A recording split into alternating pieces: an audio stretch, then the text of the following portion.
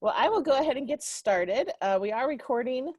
I will try to upload this meeting later on. I'm working on the recording from yesterday as I figure out iMovie.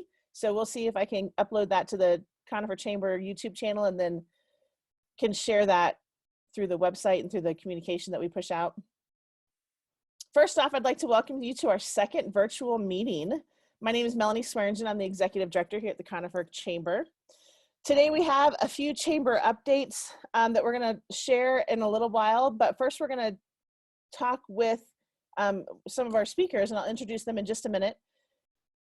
Again, go ahead and mute yourself if you are not muted, and then we can take advantage of the chat. So if you would like to push out any questions or talk about anything in your business that you want everybody to know, feel free to put that in the chat area. Melanie, the chat is disabled right now. Oh, is it? Thank you for saying that.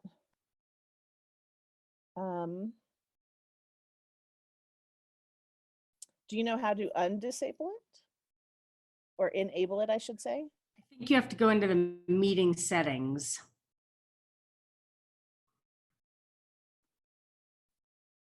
Okay, well, I will do that in a minute.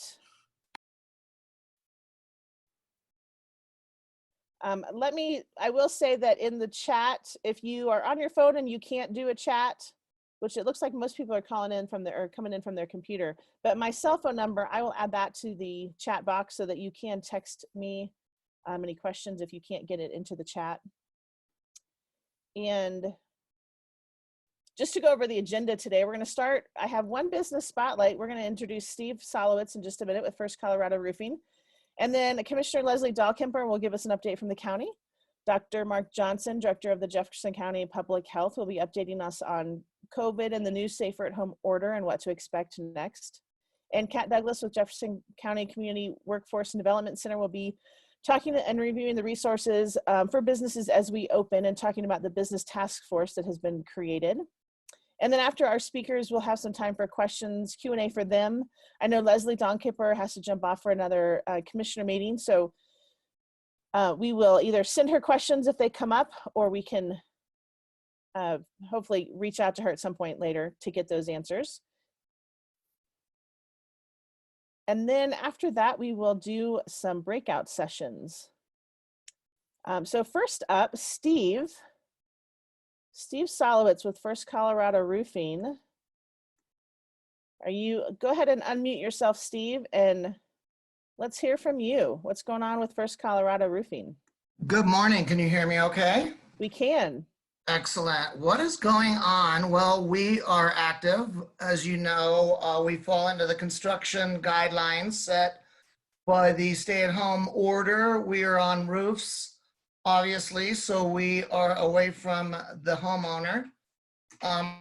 Melanie for inviting me on this morning and everybody that is attending. We are following the CDC guidelines for wearing masks, social distancing, of course, and also disinfecting. We're not disinfecting the shingles, obviously. And the Jeffco inspectors are also working. I am very familiar with them, as well as Clear Creek County. We do work along the entire Front Range. We do work from Boulder to Colorado Springs, Aurora to up here. I have already set and began to work with adjusters with insurance. So they are coming out. The insurance companies are active. I also wanted to touch base on existing claims. Is everybody there? Yep. Okay, I saw a phone come up, so I'm not seeing myself, so that's not good. We can see you. So last year, as you know, there was a September 6th storm, and there is leftover roofing and claims. So if you know of anyone or you yourself are involved in that, we only have about a year to recover the depreciation on those. So we want to activate those claims. In addition to that, there are new storms are coming. We all know that hail is part of our lives. Thank God, right? I'm just being selfish in that statement. So when that happens, if you would please consider sharing me, our amazing company, with those your friends and family. When that occurs, I can absolutely practice social distancing, whether I'm doing a roof cash basis or in insurance claim, emailing contracts, explaining things on the phone, also with email. So it's a very good business to be running right now, very safely, keeping the risk factor at about 0.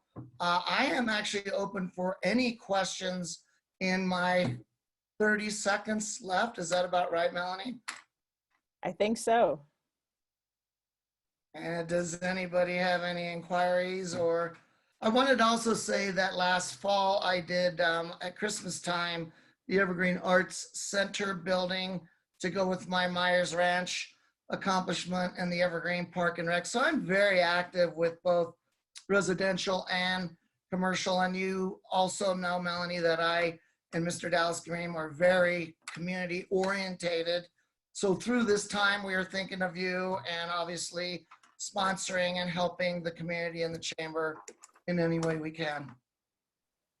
Thank you, Steve. Yes, you've been a fantastic community supporter. We've appreciated your sponsorship at Christmas Parade and Elevation Celebration, and you and Dallas have been doing annual sponsorships for the past few years, so we appreciate all your support and excited to have you. We love having Steve. Is always a blast to have walking around Elevation Celebration, enjoy music with your bubble machine. Thank you. That the kids love. Up next, so thank you for that, Steve. Thanks for joining us and for sponsoring the breakfast this morning. Leslie, if you would, I know you are, I don't see you. There you are. There you go. Yeah, so go ahead and unmute yourself and we'd love to hear. All right. Thanks so much, Melanie. Good morning, everyone.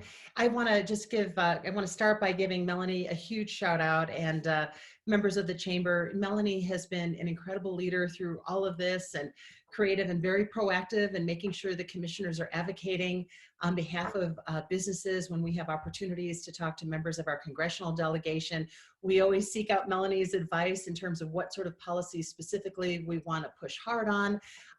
And we really appreciate, Melanie, all that you do and all of your guidance and counsel as we work on those issues together. For chamber members, we know this has been an incredibly, incredibly hard time for businesses. And our entire community has sacrificed as we social distance, as we wear masks, as we work really hard to stay at home. And on behalf of the Board of County Commissioners, a huge, huge thank you for the community's collective efforts to keep everyone healthy and to stay safe. We really want to thank you very much. And we know how difficult and how hard this has been. I thought I'd talk about two key areas briefly today. One is the CARES Act, and many of you may be familiar with this issue. Jeffco has received $101.7 million in CARES Act funding, and those are federal dollars that can be used only for local COVID-19 expenses. The Jeffco Board of Commissioners voted on Monday which seems like it was months ago now, but it was just this past Monday, to share 45% of the per capita rate, or nearly 30 million of its CARES Act funding with cities in the county, which will be based on their population in terms of the dollars that they receive. But unincorporated areas, and that's what we all, I know, care about too, are covered as well. So the dollars will help ensure that both cities and counties have the funding they need to help businesses reopen, to support services that help our neighbors facing economic hardship due to the pandemic. I have to just also send a huge thank you to nonprofits like MRC. I saw Sharon just a moment ago from ECHO, who have stepped up in ways that are unimaginable, with fewer volunteers, fewer contributions, but they have stepped up in a way to support those in need in our community. And I just want to give them and all of our nonprofits, our food banks and others across Jeffco a huge thank you as well. In addition, we'll talk more with the Board of County Commissioners during our next Tuesday's briefing.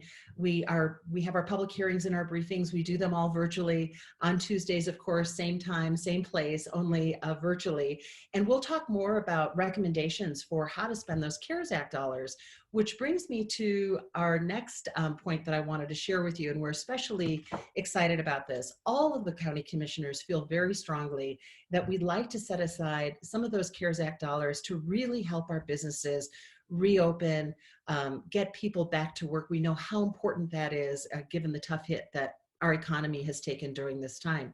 So thanks to the leadership of our chamber presidents like Melanie and others, our Workforce and Business Center, our other county leaders, we formed the Jeffco Business and Economic Recovery Task Force. Melanie, I know you all were hard at work yesterday afternoon, and we're now working on the Jeffco Small Business Emergency Grant Fund. And that's designed to help create a financial bridge until businesses can return to a more normal level of operation. So as our community deals with the health and economic implications of the COVID-19 crisis, small businesses have been hit especially hard, and supporting our small business community is integral to creating jobs for our residents, bringing people back to work, bringing back the goods and services that really provide the quality of life that we know and we've come to expect in Jeffco. The county commissioners will get our first look at the task force's recommendations on Tuesday. We're really excited about that, to learn more about the work the task force has been doing. It's a working group, and we'll have more details. And I'm sure as those details, once we have an opportunity to provide some direction on the recommendations that come forth from the task force, I know Melanie will have more details to share with chamber members. So thank you so much. That's a quick update from me. We appreciate all the collaboration and all the partnership. And by the way, if you do have questions for me, I can hang on till about 9, and then I have to jump off for a Jeffco area nonprofits call.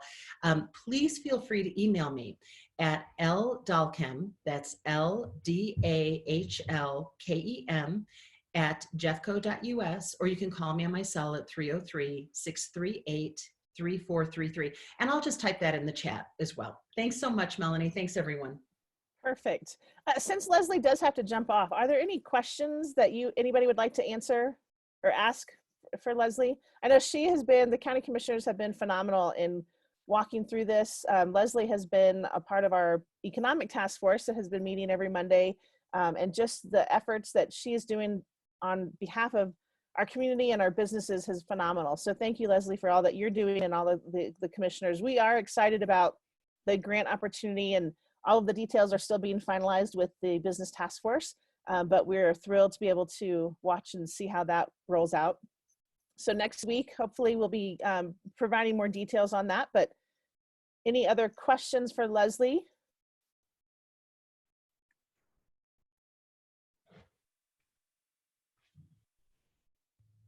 Not yet. I'll go ahead and put my contact info in, and that way. Okay, perfect. Yeah, thank you, thanks, Leslie. everyone. I'll hang on for a little bit. Thank you. I think everybody still needs to drink their coffee because this group is usually not as quiet. I agree. Up next, Dr. Johnson with Jefferson County Health Department. Dr. Johnson, we just appreciate you jumping on this morning. I know that this has been a very trying time for you. I know that the decisions that you've been faced with have been difficult, and they've not been taken lightly.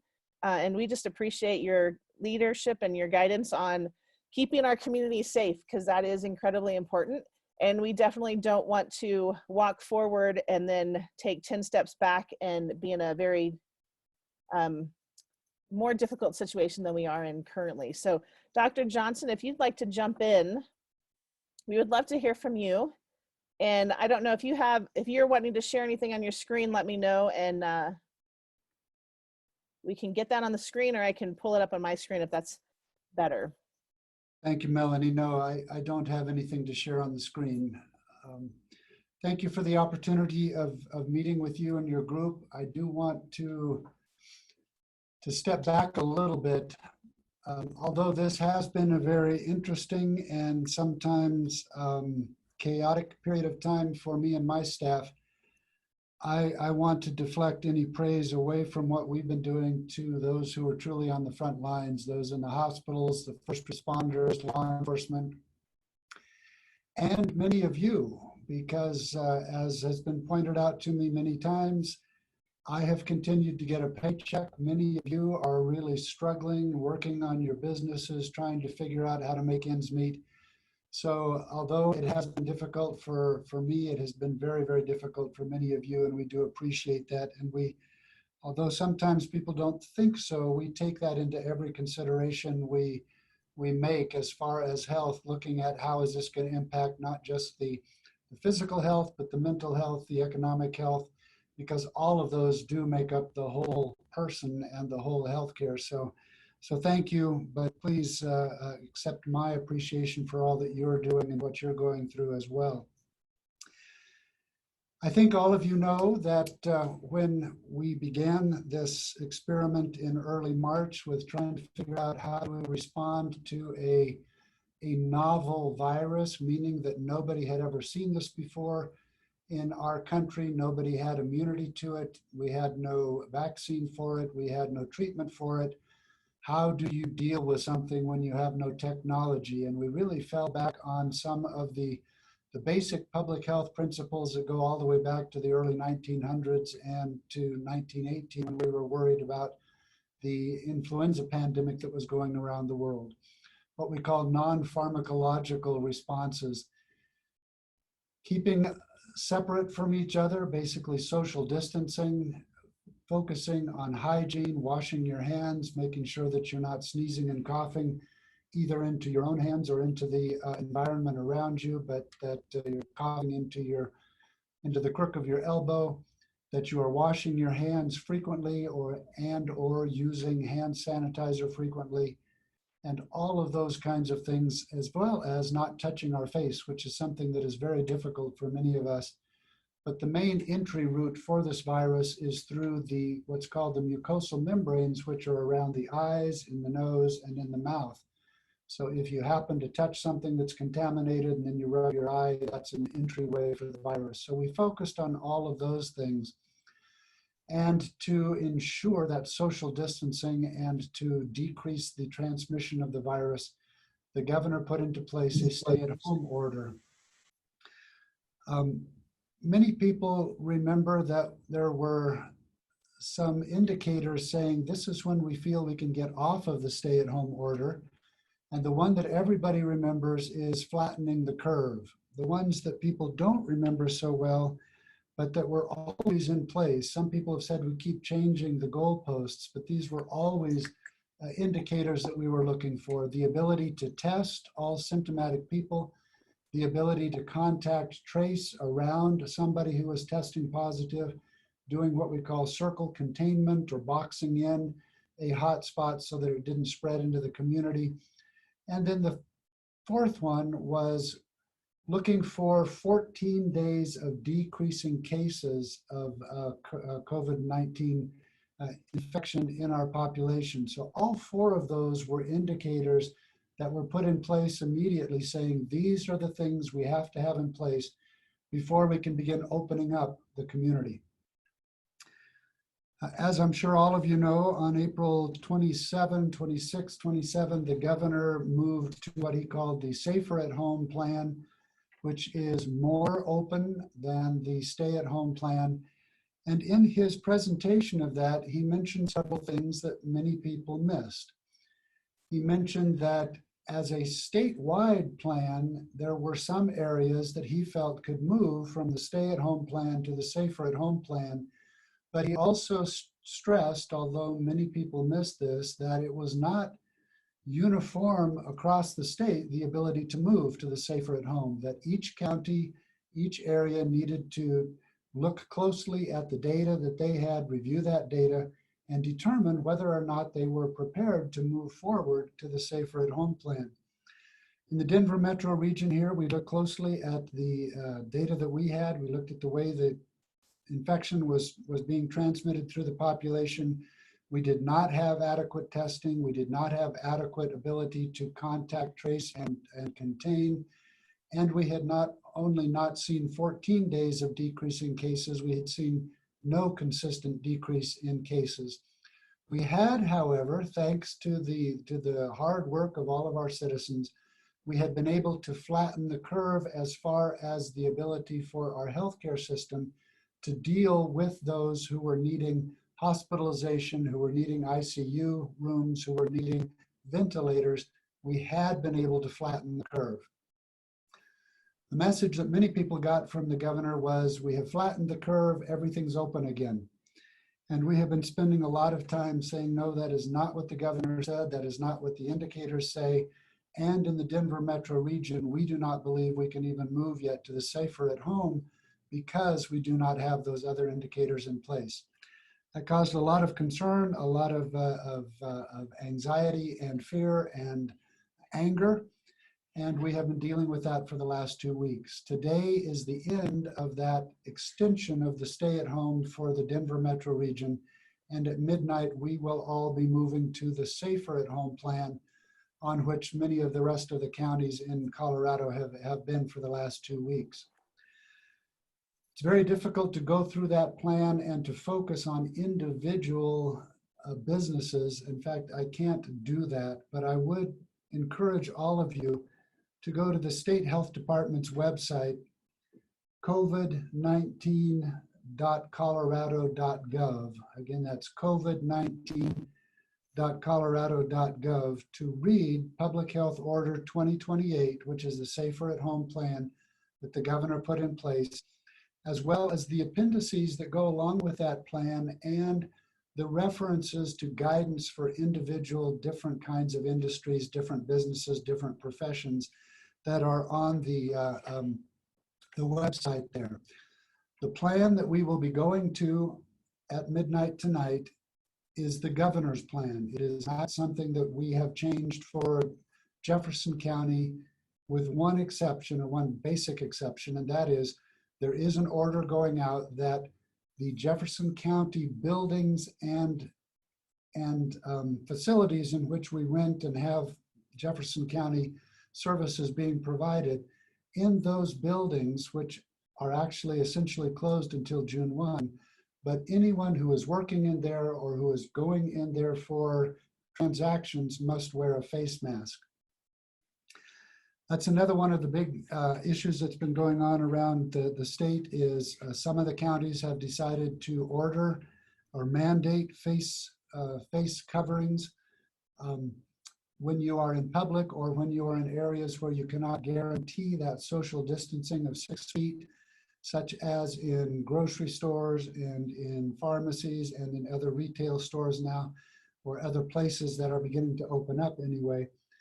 We in Jefferson County look carefully at the scientific evidence behind a face covering that is not a surgical mask or an N95 mask, those that we are hoping to keep for those who are in healthcare, but just looking at cloth masks and other facial coverings, and determined that although they clearly stop droplet spread if you sneeze or if you cough, the scientific evidence does not strongly support that use and strongly show that it actually decreases the spread of viruses like influenza or COVID-19. So we are strongly encouraging the use, but we are not mandating it. It's kind of we're basically saying it's good to wear them, but there's not definite proof that we think it is so good that we need to mandate that. But we would strongly encourage, as does the governor's order of safer at home. The essential underlying principles of even the safer at home, it goes back to those indicators I mentioned, or those entities I mentioned. Social separation, staying 6 feet away from people when you are in the public or outside of your own residence, keeping that social distancing, making sure you're doing all of those hygienic principles that were already mentioned, using a mask when you, or a facial covering when you are out in public or in areas where you can't guarantee that you are going to be 6 feet away from people. For vulnerable populations, those who either have comorbidities, who have other infections or diseases that put them at higher risk, or who are over the age of 60, the governor still basically says, stay at home. You cannot be compelled to go to work, and it is best if you do have to work to telecommute or to stay at home for those vulnerable populations. What is happening now with the Safer at Home, it is allowing what are officially called non-critical or non-essential businesses to now behave like the essential businesses or those critical businesses have for the past several weeks. Again, it is not opening up retail as such, but it is allowing more retail to do sidewalk, curbside deliveries, takeout and delivery, those kinds of things for businesses, opening up that to those businesses who have been precluded from doing that under the stay-at-home order.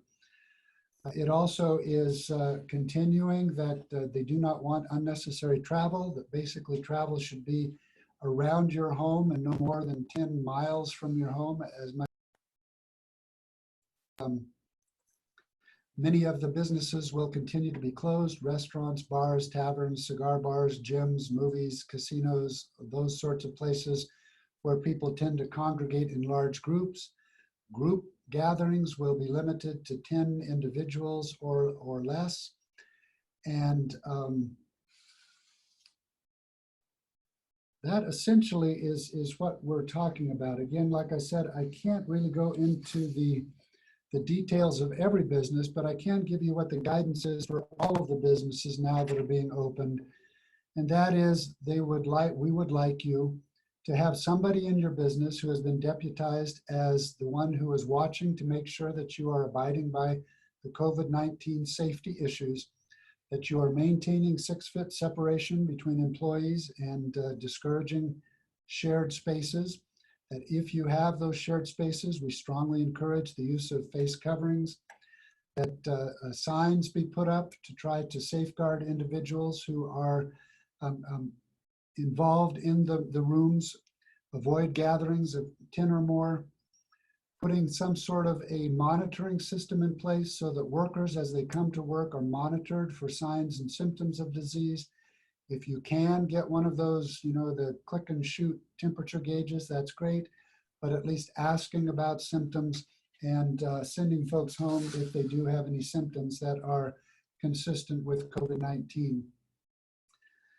Having a good cleaning protocol in place so that you are cleaning areas that are in common use and common touch, and that if you have multiple staff who have symptoms, that you contact us at the local health department and help us and allow us to help you make sure that you are cleaning them and disinfecting and separating people so that we don't continue to have the spread of disease in your business or place of work.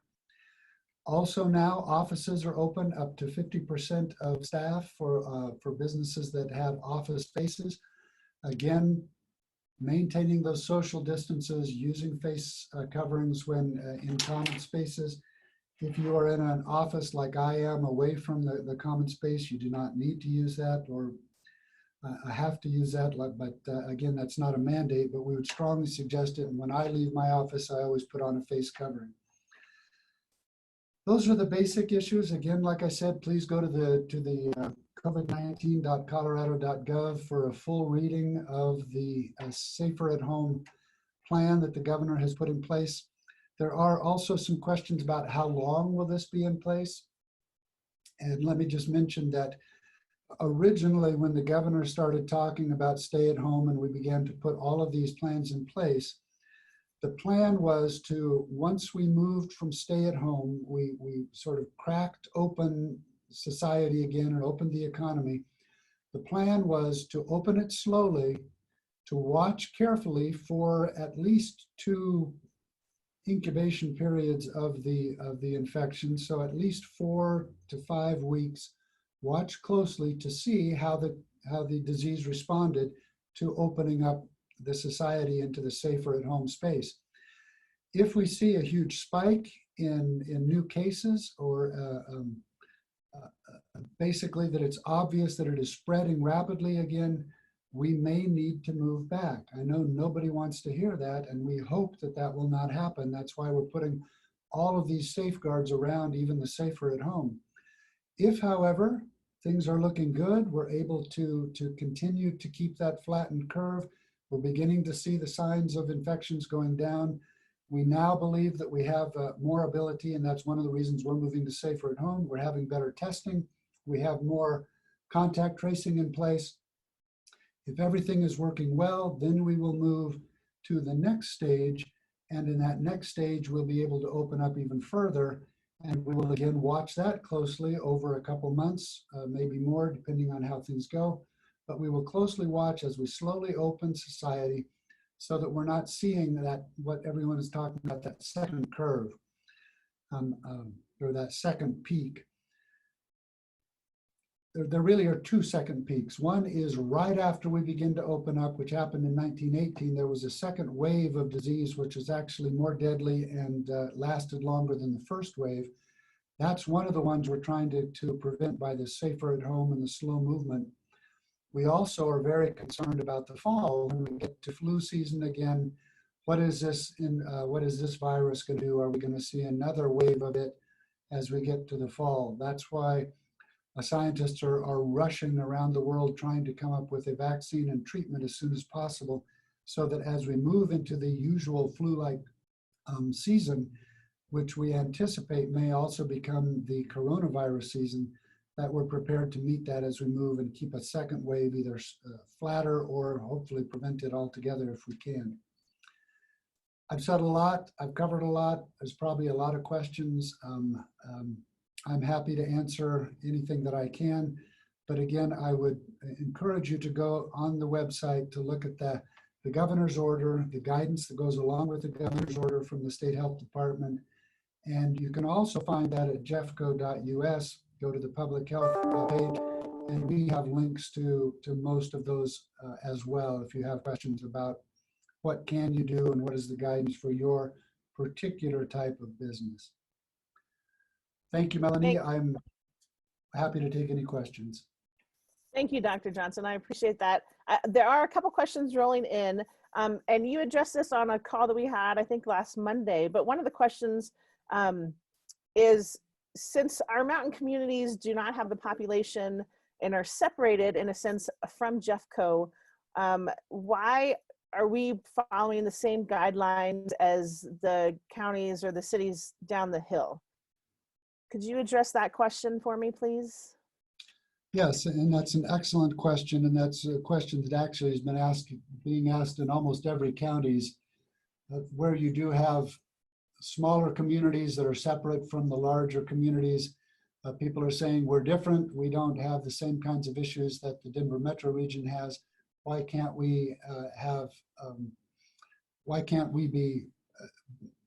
have our own rules and be more wide open than perhaps the safer at home?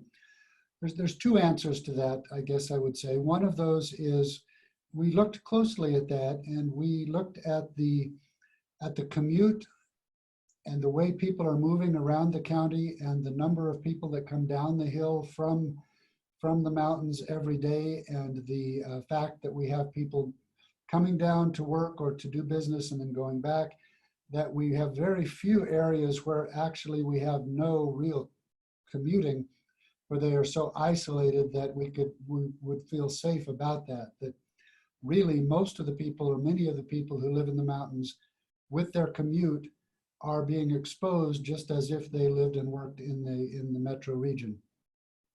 The second is, for us to do anything different in any part of our county, we would have to put together an application to the State Health Department saying, we have proof that this area of our county, or that our county has met all of those requirements. We've had 14 days of decreasing cases. We have adequate testing. We have adequate contact tracing. We have met all of those indicators that the governor originally put in place.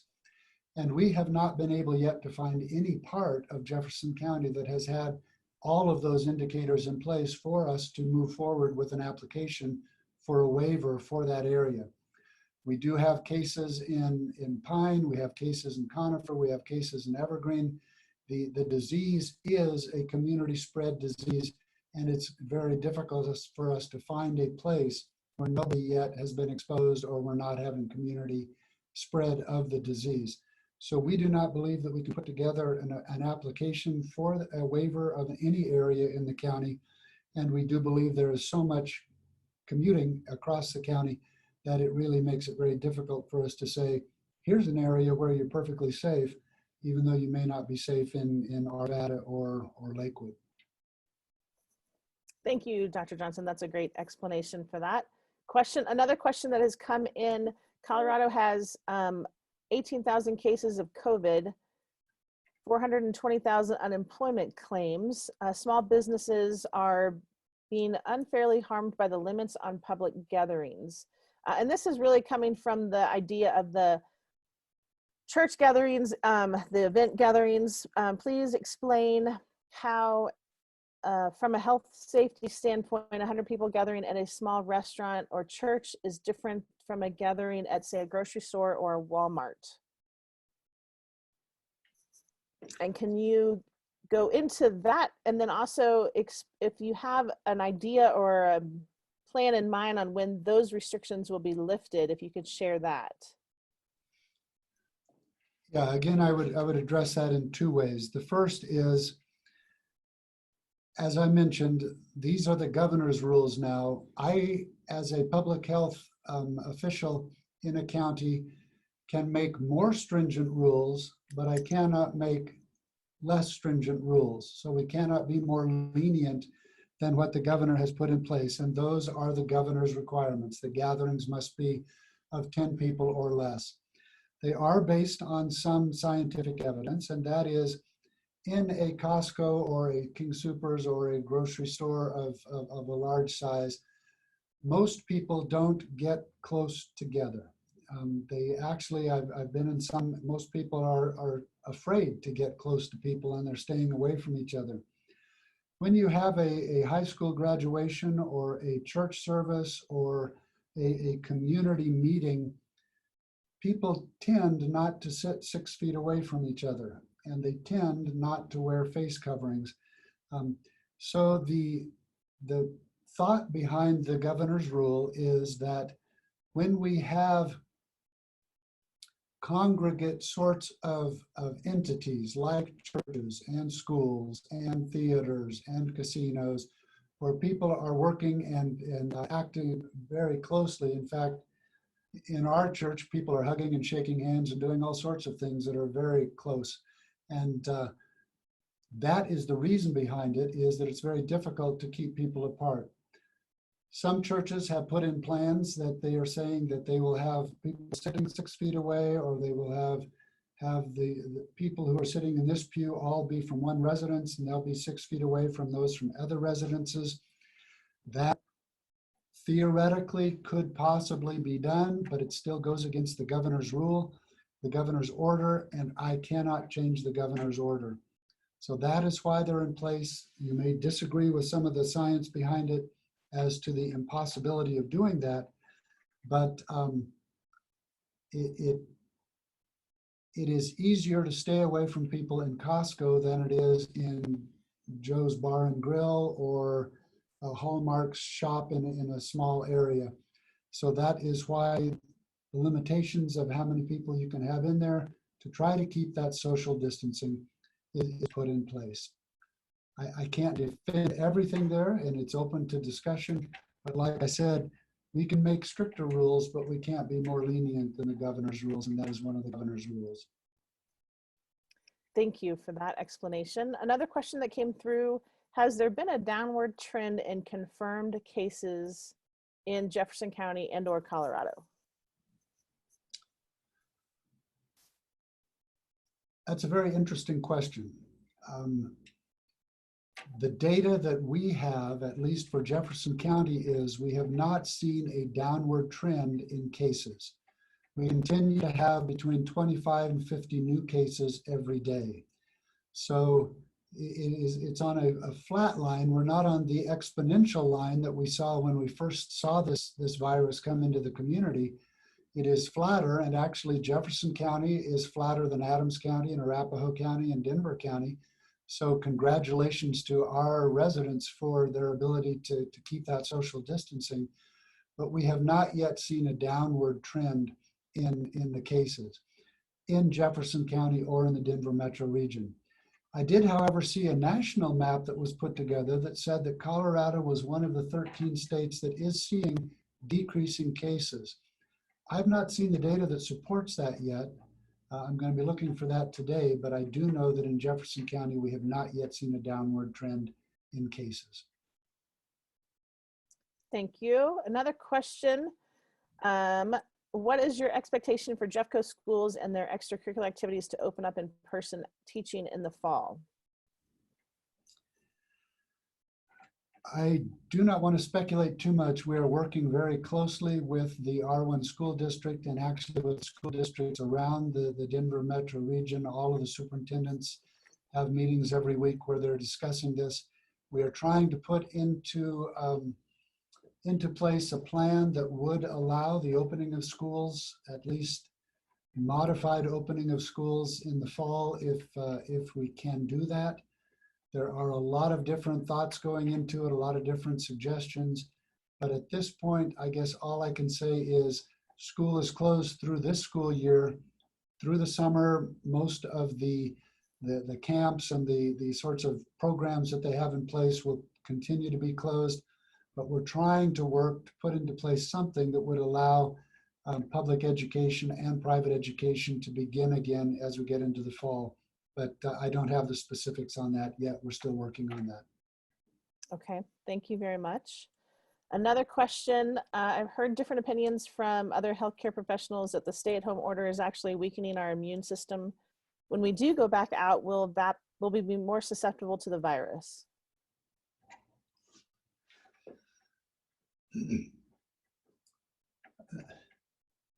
That's a very, very excellent question.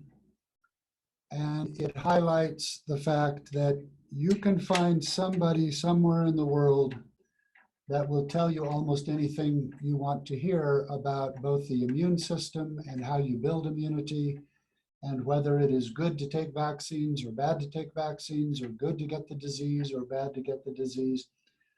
Everybody knows that there are, or most people know that there are 2 physicians in California that say we're doing everything all wrong, or there's an infectious disease expert in Pennsylvania that says we're doing things all wrong. The consensus of almost all health professionals and public health professionals is that we are not weakening the immune system by not getting the disease. In fact, what we are trying to do is we're trying to keep people from getting the disease until we have a vaccine that can safely give you the antigens so that your body can build antibodies without having to go through the pain and suffering and intensive care unit and ventilation therapy that many people are having to go through to get their natural immunity to this disease. We are exposed to thousands of antigens every day that are in the air, in the water, in food, and our body, for the most part, makes antibodies to those, and we move forward, usually with a bit of immunity to whatever it was that we were exposed to. With a virus, when you're exposed to a virus, whether it is in public or whether it is in a vaccine, your body again makes antibodies against the infection. We do not know with this new virus how long that immunity will last. We don't know whether it lasts longer if you get the disease and survive it, or whether you get a vaccine and move forward with antibodies. We don't know. It may be that this coronavirus is more like the coronaviruses that cause the common colds every year. There are 4 or 5 of those that cause common colds. They give almost no long-lasting immunity. It may be that this virus is more like the SARS virus and the MERS virus, which tended to give more long-lasting immunity, about a year to 18 months immunity. But we are almost positive that if you get the infection or you get the vaccine, you will not have lifelong immunity. So that's a long way of saying you can find somebody anywhere who either agrees or disagrees with global warming, or who agrees or disagrees with what this virus is doing. The overwhelming scientific opinion is that it is safer for us to try to keep people from getting the disease until we have a good treatment or a vaccine than it is to let everybody get the disease. And there are some countries that are essentially taking that position. I'm sure many of you have heard that Sweden has basically said, we're just going to let everybody get sick, and whoever survives, survives. If they don't, we're sorry. And that's a cartoonish approach to what they really are saying, but that's kind of what they're saying is, let everybody get sick, the survival of the fittest, and we'll move on. Had we done that in the United States, it is modeled that we would have had 2.2 million people die, and we determined in this country that we did not want those kinds of death rates. So we have put into place something that will hopefully keep the spread of the disease under that curve or low on the curve, so that we slowly build herd immunity until we can quickly build herd immunity with a vaccine, instead of just sort of turning things wild and letting everybody get sick and see who survives. Thank you. I have two more questions, and I wanted to bring up the document that the website that you were listing regarding the resources that go into a little bit more detail for businesses. While I do that, Dr. Johnson, the one question was, where are we at on getting more testing to start getting a better idea of numbers?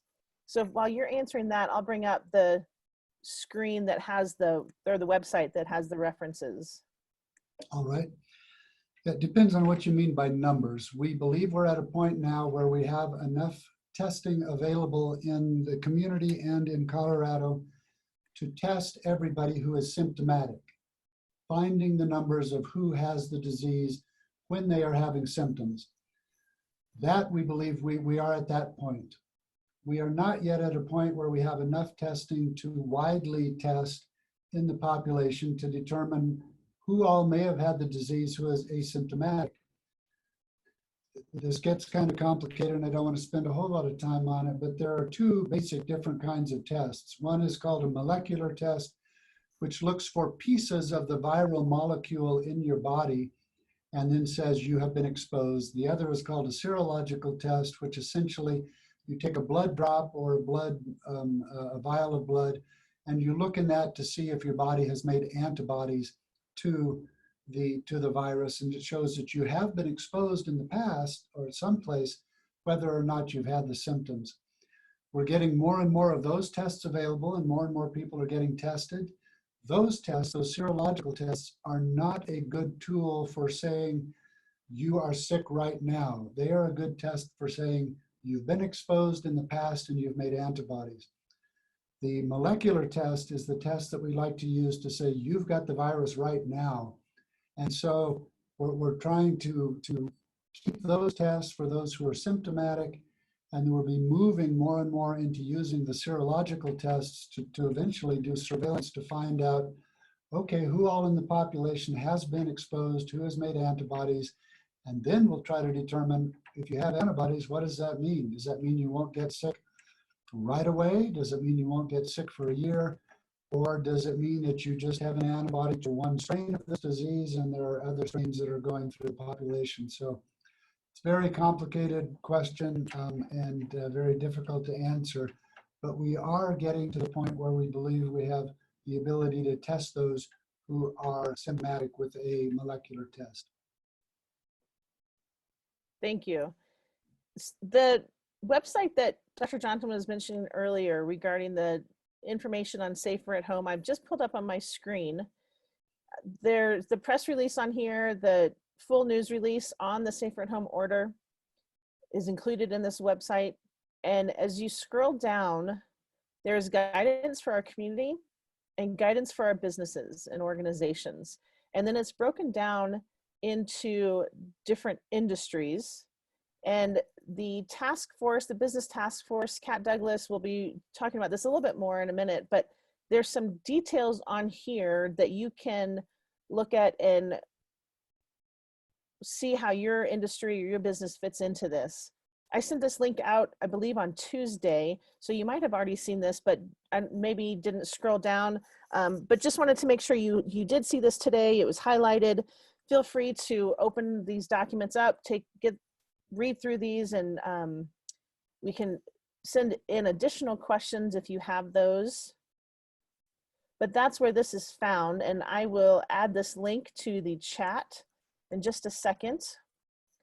The one last question, Dr. Johnson, let me see if I can get back to my chat. I am not able to get back to my chat right now.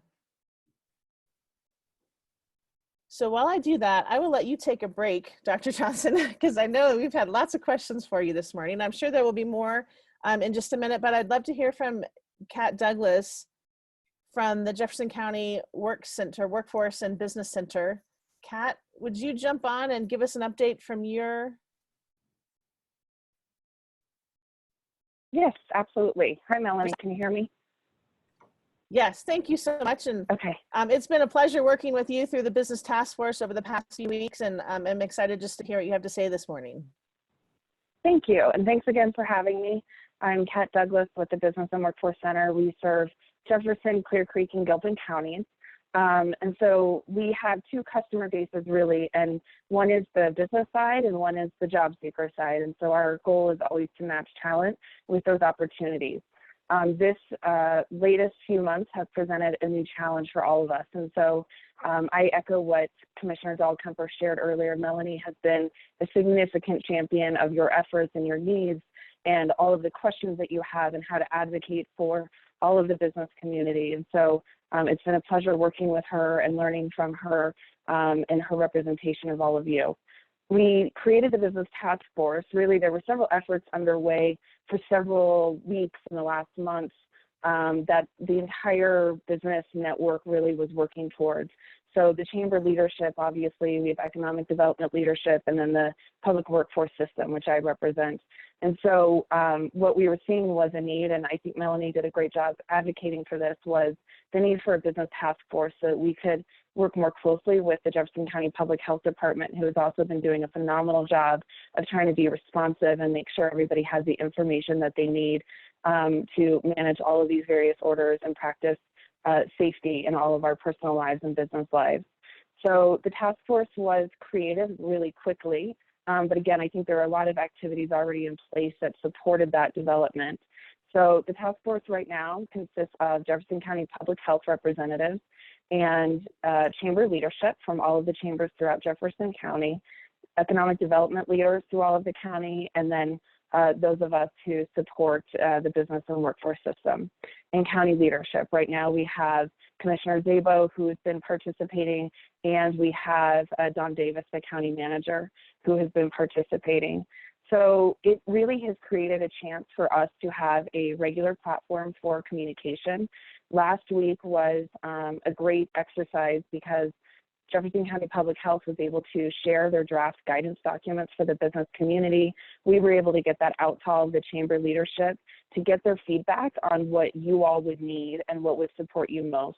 That feedback came in really quickly. It was really appreciated, but that allowed Jefferson County Public Health to be able to incorporate some of those changes or at least address some of the questions or concerns that had been identified and then turn around and release all of that by Tuesday. So that was a remarkable turnaround. They've continued to field questions that have come in from various chamber leaders, and that's been really helpful because it identifies, you know, where we may not have clarity or where we just need to make sure to re-emphasize the documents and the website resources that are already available. This also is creating, obviously, that feedback loop, which we think is critical right now. With the thousands of businesses that we have throughout Jefferson County, it's impossible for every business to be able to have a voice. So the chamber leadership has really provided that voice and the opportunity to consolidate some of that information and make sure that all of us in the county and Jefferson County Public Health can hear that information and then address those needs where we have them. As Commissioner Dahlkemper spoke to, we are more recently looking at and developing the Small Business Emergency Grant Program. What was decided yesterday in our meeting was that, and Melanie was a great advocate for this, that we will be issuing a first phase. And right now what we're proposing to the county commissioners will be that be targeted towards unincorporated Jefferson County. Several of the cities have been able to stand up programs in the last several weeks. And so it was, I think, pretty unanimous, Melanie, that everybody agreed, all the chambers, even the chamber leadership representing other cities, that this really needs to target our unincorporated businesses who haven't had the opportunity to access any of the other resources through the federal government or the other city programs. So we will be developing or finalizing those recommendations this weekend, and we will be presenting to the county commissioners on Tuesday that we can issue that grant program. We'll have some logistics we still have to figure out, so I can't give you an exact timeline as to when that will be available, but we will be getting more details out after we have that conversation with the commissioners on Tuesday. We'll share that with the chamber leadership, and then they can get that information out to you of some of those details that you can expect to see in the coming days and weeks. Moving forward, what we hope with this task force is that it continues to create this platform for consistent feedback loop and communication so that we can all continue working together and also make sure that we're utilizing our staffing resources appropriately. What I've observed is Jefferson County Public Health has been incredibly responsive, but they're not an agency of 800 people. They have limited staffing, as everybody does, and they've done a phenomenal job. But platforms like this will hopefully help be as responsive to the community as possible to our business side, while also managing those staffing resources and their ability to get that information out quickly the best that we can.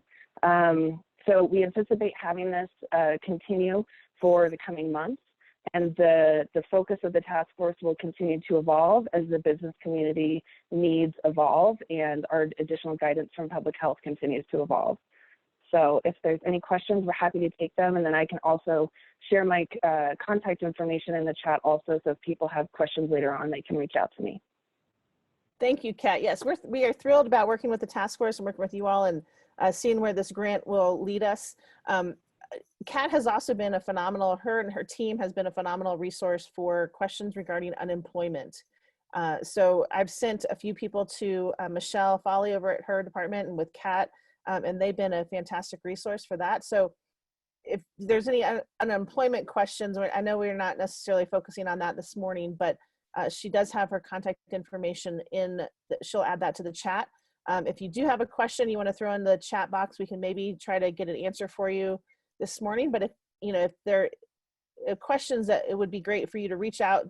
She's a fantastic contact and can get you the answer or direct you in the make the correct connection for you.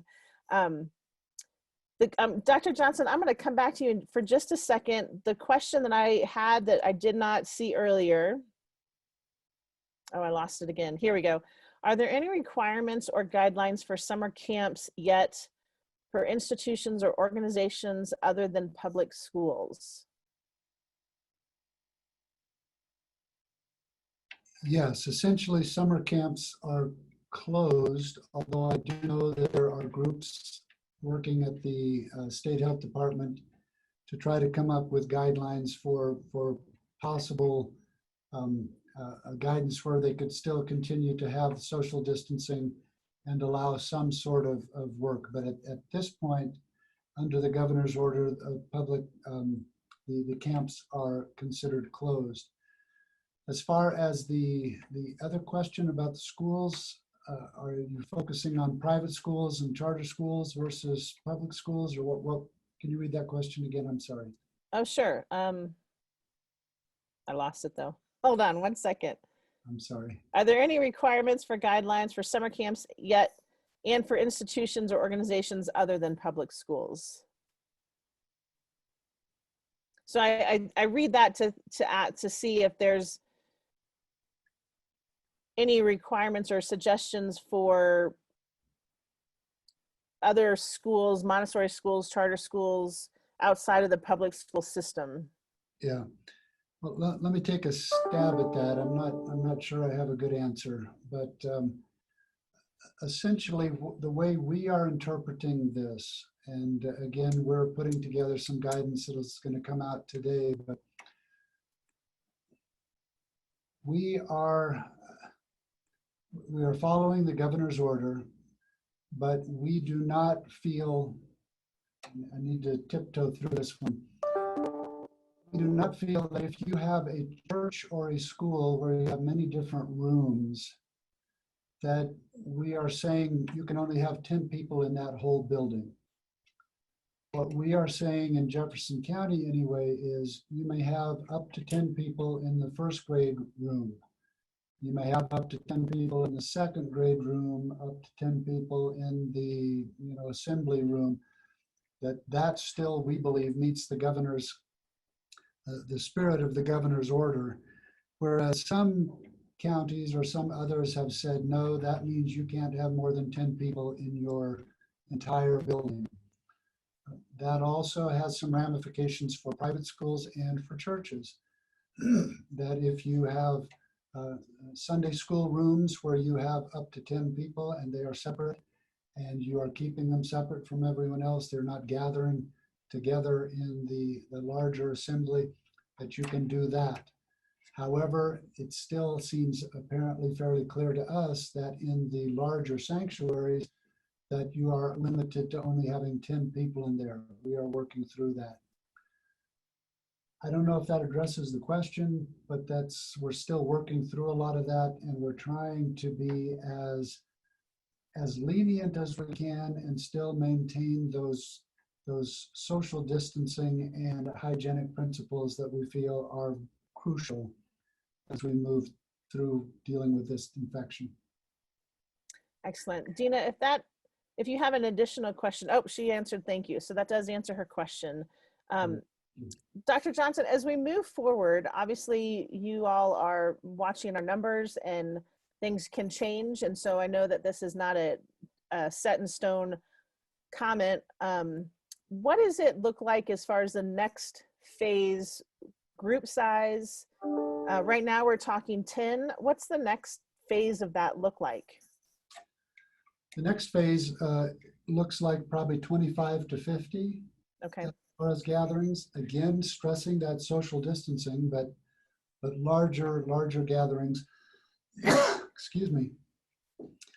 And then as we move into the other, at least the numbers that have been tossed around for the next level is 250. So even as we move to 2 more stages, we're not getting to the point where we're going to have 60,000 people in Mile High Stadium. That I think is way down the line, if ever, and it probably won't happen until we have a good vaccine. Okay, thank you very much for that. Right now, the order with the group of 10 still applies to outside groups. So I think this came up before, the question of physical trainers being outside with a group of 10, social distancing, not sharing equipment, wearing the face coverings. That's still allowed.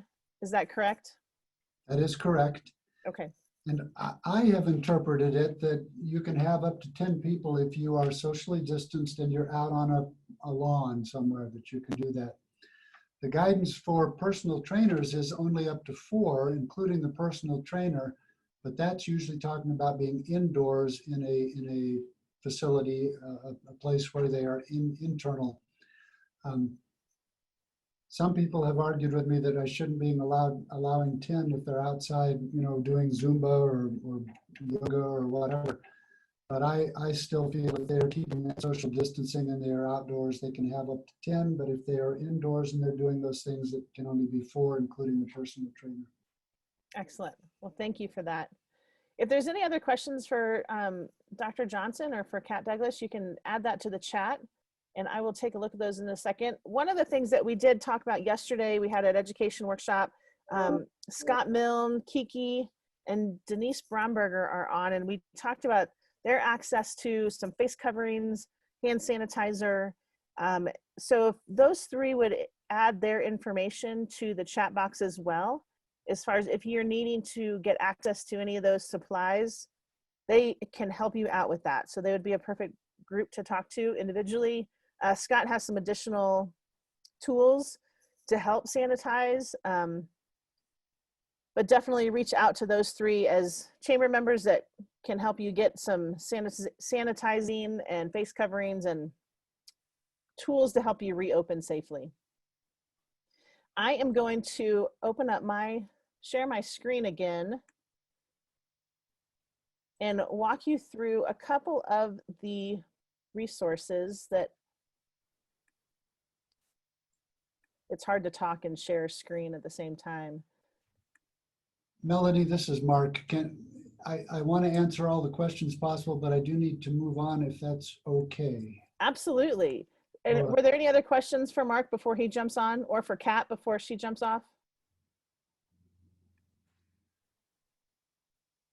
Thank you very much for having us. I appreciate the opportunity to do any education and appreciate all the work that you're doing up there. I sincerely know this has been difficult for many of you, and I'm sorry. Well, Dr. Johnson, we really appreciate you jumping on today and sharing all of the information that you did. It was very informative, and I think it was just great to hear from you. So thank you for joining us this morning. And Kat, thank you for jumping on and talking about the task force and being a great resource for unemployment and at the Work Center. We appreciate everything that you're doing as well. So thank you both for taking the time to be here this morning. Thank you.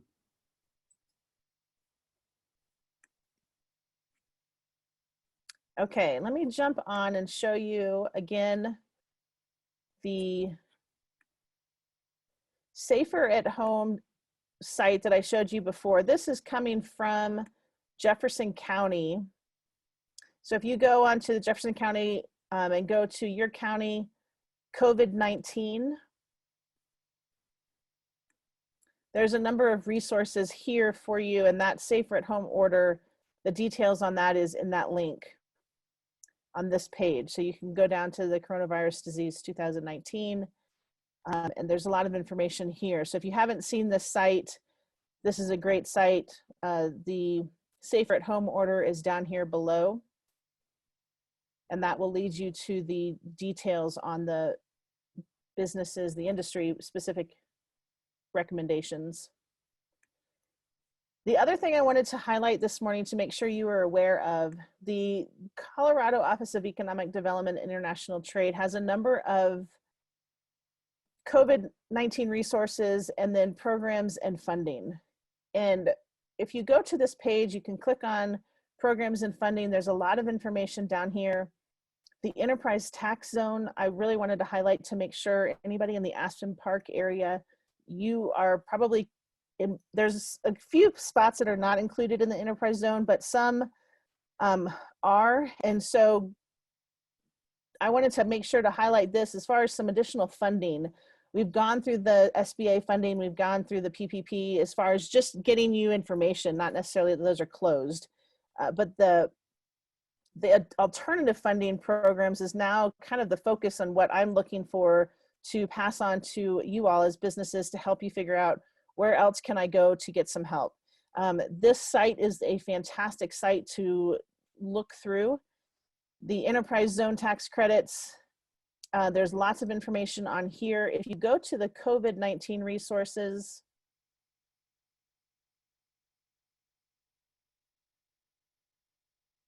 a little bit.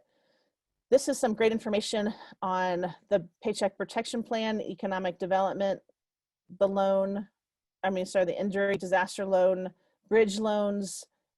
And then if you click on alternative source funding, it brings up this Google sheet that is, you can sort by county. Some are county specific, some are not, but it's a list of different funding type of programs, whether it's deferral, loan, grants.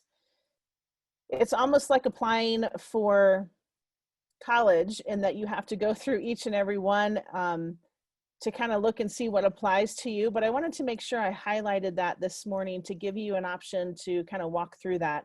I'm walking through that as well. So if you have questions, feel free to reach out and we can either walk through it together or try to figure out, get the answers that will help you. But this really provides a huge resource. And this is a fantastic website to look through. Again, I will add that to the chat here. And then before it's already 9:40, so I've got about 20 minutes. I'd like to do a couple minutes of just some chamber announcements. Karen Heidman, are you on? Could you give us a little bit of an update on what's going on with the relaunch team? Hi guys, yes, I'm on and I can do that. We have created a relaunch team that is focused on getting all of our businesses back up and running after being down for a while. So hopefully you guys, we came together couple weeks ago, and we've already started pushing out information for you. We're working very quickly. Gathered up all of these great marketing minds from all around the chamber. A lot of board of director people are on there as well. And we've been really brainstorming. Mostly I'm just writing down all the great brainstorming everyone else is doing, but we've got some really great ideas for everybody's business to get ramped back up. Hopefully you saw our first email that went out last week. We had Mindy telling us how to claim your business on Google My Business. Happened to coincide with one of her Marketing Now series, where she actually walked you through it, which was awesome. You know, and that email just had like the things you should be doing right now. Go to Google and claim your business. Update your profile on all of those social media places. Do a texting campaign, reach out to your people. It was all that kind of information. We're going to be diving a little bit more deeply into things you can be doing to relaunch your business as we proceed. Our next email will have some information about doing a digital newsletter or hosting a webinar on Zoom, similar to what we're doing here. And we've got some graphic chops behind this committee as well. So we're putting together some posters that will, for you brick and mortar people or anybody who wants to put something in their window, I suppose, saying masks are required, and they're all a bunch of different designs that you can pick and download and print out to put in your own window, whatever matches the type of business you happen to be running. What else, guys? Tons of information coming, but that's where we're starting. If you have any questions or want to become involved, give me a shout. We could use more smart people all the time. Thank you, Karen. The other announcement was just talking about the mixer on the 21st, Thursday the 21st, from 5 to 6. So you'll be sending I'll be sending some more information about that. You'll be seeing that information. That mixer is going to be sponsored by Macaroni Kid, Evergreen, Conifer, and Bailey. So we're excited about that. We had a great mixer last month. I don't remember how many people there. It was over 20, but it was just great to kind of just relax with everybody and chit chat and enjoy some time of just hanging out, kind of feeling back to normal again in a little bit. Next month, we will be talking a little bit more about the annual awards. I mean, at the mixer, we'll be talking a little bit more about the annual awards, and you'll start to see the new setup for that just this year. We'll be rolling that out in the next couple of weeks, so you'll be hearing more about that. We have not forgotten about that. We've just been trying to figure out how to best promote the nominees and the sponsors in that arena of trying to do something different with a given situation. A couple things before that I just wanted to make sure I highlighted. I know that we have been doing a huge push on funding, whether it's through the PPP or the EIDL. Congressman Neguse has asked if I could send in information on how many businesses are receiving those funds. So I have been keeping track of what businesses have received either the EIDL and or the PPP, if you've applied and you haven't received anything. So if you could shoot me an email at coniferchamber@gmail.com and give me an update if you haven't already, just so that I can kind of keep track of who's receiving the funds or who's been approved and getting that information to come through. We're encouraging, and this is through the relaunch committee as well, encouraging everybody to keep up with the marketing, the communicating with your customers, letting them know what you're doing, how you're keeping your store safe or your business safe. What are the things that you're doing? You know, as we reopen, masks are not required through the county, but they are highly encouraged within businesses and within any of the social distancing and groups that are getting together. So it'll just be interesting how our community really pulls together and supports our businesses. I mean, ultimately the mask wearing is to keep our community safe, and for those brick and mortars to keep your employees safe. And so the relaunch committee will be pushing some posters out and some information out that will hopefully help you all, as just communicating what you would like to do as a business owner in your store and or how you're running your business. But just communicating that with your customers so that they feel comfortable walking in and they know in advance what your expectations are. I think I will go ahead